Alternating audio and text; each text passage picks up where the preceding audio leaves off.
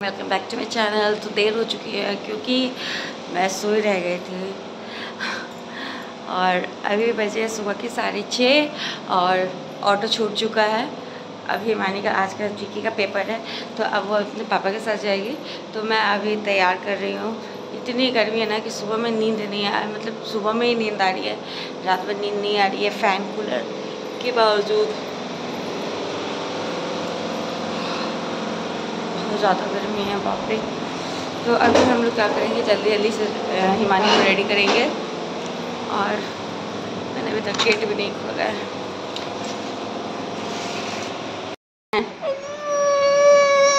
कहाँ जाना है? कहाँ जाना है? श्वेता में नहीं, आज नहीं जाना है, बंद है।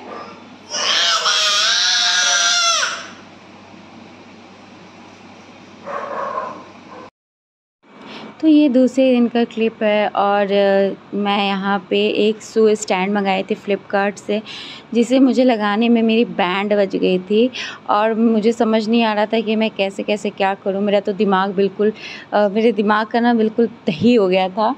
उसके बाद से मैंने इसे किसी तरह किसी मशक्क़त के साथ तो जोड़ तो लिया, लेकिन मुझे कुछ अच्छा नहीं लगा क्योंकि रखने के स्पेस का बहुत इशू है यहाँ पे। तो फिर मैंने इसे रिटर्न भी कर दिया क्योंकि फिर मुझे घर में रखने का कोई मतलब बनता नहीं है, क्योंकि घर में बच्चे इसे अक्सर तोड़ दिया करते हैं। तो मैंने शू के लिए मंगाया था, लेकिन वहाँ पे रखने का इशू था, हो गया, फिर स्पेस नहीं था, तो मैंने इसे रिटर्न कर दिया। खैर मैंने लगाया तो बहुत मशक्क़त के साथ था और अच्छा भी लग रहा था। और नंदू बाबू रो रहे थे स्कूल जाने के लिए, तो वीडियोस मैं एक सप्ताह पे डाल रही हूँ ताकि आप लोग देख सको। फिर भी आप लोग नहीं देखते हो और क्या ही बोलना है, बस पूरा दिन कैसे कैसे निकल जाता है, इतने सारे काम होते हैं, कैमरा भी ऑन करने का टाइम नहीं मिलता है। सोचती हूँ कैसे कैसे मैं जल्दी से काम ख़त्म कर लूँ। तो ये शू स्टैंड बहुत ही अच्छा था। आप चाहो तो अपने घर के लिए, अगर आपका अपना घर है तो आप इसे ज़रूर मंगाओ। ये अच्छा है, बहुत ही अच्छे तरीके से कवर भी कर देता है, बट मेरे पास स्पेस का इशू था इसलिए मैंने नहीं रखा। और जैसे ही मैं बाहर निकली तो मैंने देखा कि सामने वाले जो रहते हैं उनके बच्चे यूँ अपनी में मगन होकर डांस कर रहे थे। मुझे इतनी हंसी आ रही थी। देखिए ये किस तरीके से इसे भजन ही गाती है मुझे लगता है, तो ये अपने में भजन गा रही थी और डांस कर रही थी। फिर इसे दुनिया से कोई खबर नहीं था कि कौन इसे देख रहा है कौन नहीं देख रहा है। यूँ मेरी तरफ देख भी नहीं पा रही थी और ये जब मुझे देखी तो यूँ दौड़ के भागी।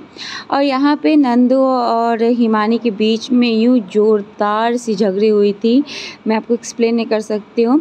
खैर मैं इन दोनों के झगड़ों के मैं नहीं पड़ती हूँ क्योंकि ये पल में झगड़ा करते हैं और फिर पल में एक दूसरे के लिए जान छिड़कते हैं, तो मैं नहीं लगती हूँ। वह हर घर की कहानी है। हम लोग भी जब छोटे थे तो हम लोग भाई बहन इतना झगड़ा करते थे, लेकिन मेरी मम्मी उस टाइम मेरी मम्मी क्या करती थी ना कि उठती थी और एक बार में हम सब चारों को अच्छे से धुल देती थी और शांत हो जाती थी, ताकि वो ना लगे कि उसे मारा उसे नहीं मारा।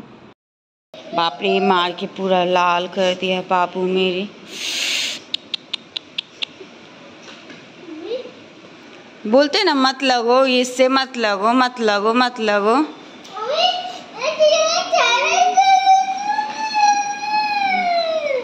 तो तुम उसको जोड़ लो, तुम क्यों मारे हो दीदी?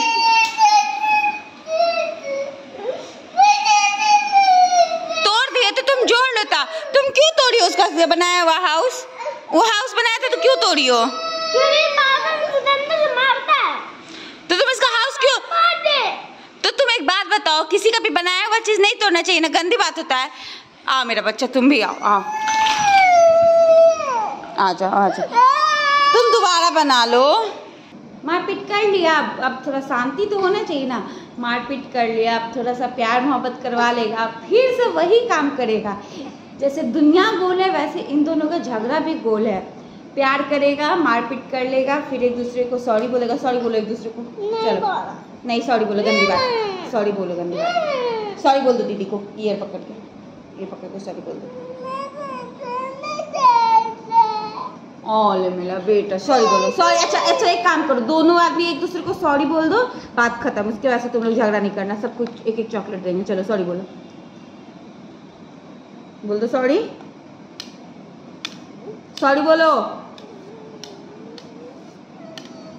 अच्छा तुम बड़ी हो ना, तुम बोलोगे तो सीखेगा। सॉरी। अब तुम बोल दो, तुम भी बोल दो सॉरी, बोल दो सॉरी, सॉरी बोल दो दीदी को।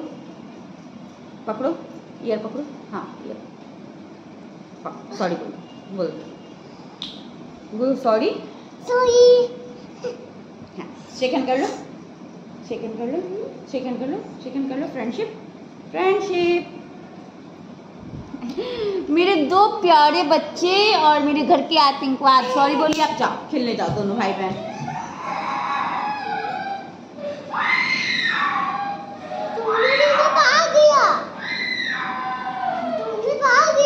भाग गया।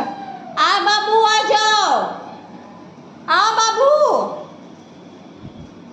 जाओ दीदी को मना के आओ, जाओ दीदी को मनाओ, जाओ दीदी को सॉरी बोल, दीदी को प्यार करके आओ, जाओ।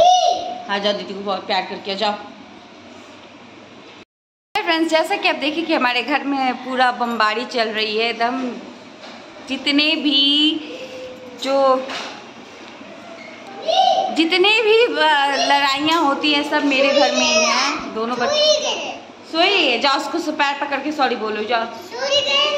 हाँ सॉरी कह रहा है, ठीक है बैठो शांति से, अपने आएगी। तो जैसे भी देखे कि सारे जो झगड़े के फसाद होते हैं सारे मेरे घर में हैं। क्योंकि हिमानी का एग्ज़ाम चल रहा था, वो 10 बजे तक घर चली आ रही है। नंदू को स्कूल में भेज नहीं रही हूँ क्योंकि बहुत ज़्यादा आई फ्लू निकला हुआ है यहाँ पे, हर एक तीसरे मेंबर को है। तो डर से मैं इसे स्कूल नहीं भेज रही हूँ क्योंकि वो गर्मी से हो रहा है, और स्कूल में AC तो है बट फिर भी जाने आने में बहुत गर्मी है, इस वजह से मैं इसे स्कूल नहीं भेज रही हूँ।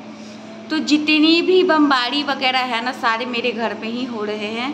मैं एकदम परेशान हो गई, मैं कुछ नहीं की हूँ अभी तक। मैं एक काम करके आ रही हूँ तब तक मेरे घर में अगेन वही सब हो जा रहा है कि जैसे देख रहा है पूरा फैला हुआ है, पूरा घर फैला हुआ है। मुझे कुछ करने का मन नहीं कर रहा है, इतने झगड़े, इतनी लड़ाइयाँ, मैं क्या करूँ।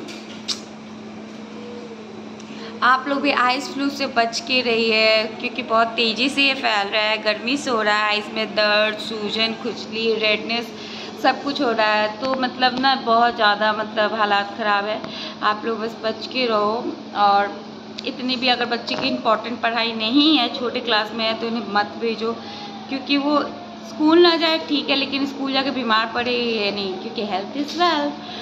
तो अभी मैं जा रही हूँ घर का काम करने के लिए, और मेरी बेटी कंटिन्यूसली रोते जा रही है तो उसे चुप कराऊंगी। वो नॉन स्टॉप रोती है, नॉन स्टॉप रोती है, क्योंकि ना मैं परेशान हो गई हूँ उसके नॉन स्टॉप रोने से। वो पता नहीं चुप ही नहीं होती है जब तक उसको प्यार मोहब्बत तब पुचकारो नहीं तब तक। खैर बहुत इरिटेशन। तो फाइनली मैंने सारा काम ख़त्म कर लिया और नहा धोआ के खाने आ गई। तो मैं खा रही थी रोटी, दही और बैगन की सब्ज़ी, और बहुत मज़ा आ रहा था खाने में। तो अभी बज रहे थे शाम के 4। तो खाने का टाइम मेरा थोड़ा इधर उधर हो जा रहा है, पता नहीं क्यों। खैर मैं खा लूँगी, और इतनी गर्मी कि मुझे सच में खाने का मन नहीं कर रहा था। खाते खाते फिर मेरे दिमाग में कुछ खुरापाती चली, और मैं चली गई खुरपाती करने के लिए। तो मैं करती हूँ, मैं भी बदमाशियाँ करती हूँ। तो यहाँ मेरी बेटी सो गई थी, मैं और मेरा बेटा मिलके वो बांसुरी बजा रहा था और मैं डांस कर रही थी। तो हम लोग ऐसे एंजॉयमेंट करते रहते हैं, क्या करें दिन भर। बच्चे भी बोर हो जाते हैं, बच्चों के साथ अगर खेलो नहीं, बच्चों को टाइम नहीं दो तो बच्चे भी बोर हो जाएंगे, इधर उधर जाएंगे, कुछ बदमाशियाँ ही करेंगे। तो मैं और मेरा बेटा और मेरी बेटी जब रहती है वो भी गाना बजा के हम लोग डांस वगैरह करना, कुछ एक्टिविटीज़ करते रहते हैं। मेरा बेटा अभी बांसुरी बजा बजा के डांस कर रहे हैं, और बहुत मज़ा आता है हम लोग को। जब सब कोई घर में शांत हो जाता है उसके बाद से मैं और मेरा बेटा बहुत एंजॉय करते हैं। देखिए हिमानी का स्टडी है, खाया नहीं था। ये हिमानी का स्टडी कॉर्नर है, यहाँ पे हिमानी पढ़ाई करती है। तो ये सब हिमानी ने खुद सजाया है। अरे मेरा बंदर हट जा, हटो, देखो दीदी। तो ये हिमानी का स्टडी सेंटर है, और यहाँ पे नीचे उसका मैट है जिस पे वो बैठ के पढ़ती है और ये इसका कॉर्नर है। यहाँ पे इसने अपने महादेव को रखा है और ये लाइट लगाई है और इस पे से ना वो धुआं निकलता है और ये सब चीज़ इसके स्टडी। तो कुछ ऐसे भी तो अस्त व्यस्त है। खुद से ये डेकोरेट किया और नंदू बाबू को चोट लग गया। चुप चुप चुप चुप। अब पैर में भी लग गया। चलो तुमको सुला दे, तुमको गर्मी भी लग रही है। तो अभी हम लोग जा रहे हैं सोने, सोकर उठेंगे तो उसके बाद कुछ करेंगे। तत्काल हम और मेरा बेटा हिमानी सो चुकी है। अब हम लोग जा रहे हैं सोने, सोकर उठेंगे तो फिर बाकी का वार्तालाप करेंगे।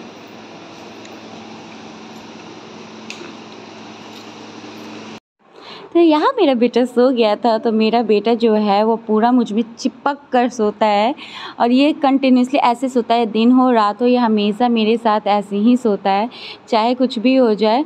ये मेरा राजकुमार मुझ पे पूरा बॉडी, अपना मुंह अंदर घुसाकर पूरे बॉडी पे एकदम चिपक के, अगर मैं करवट लेना भी चाहूँ ना तो ये मुझे लेने नहीं देता है।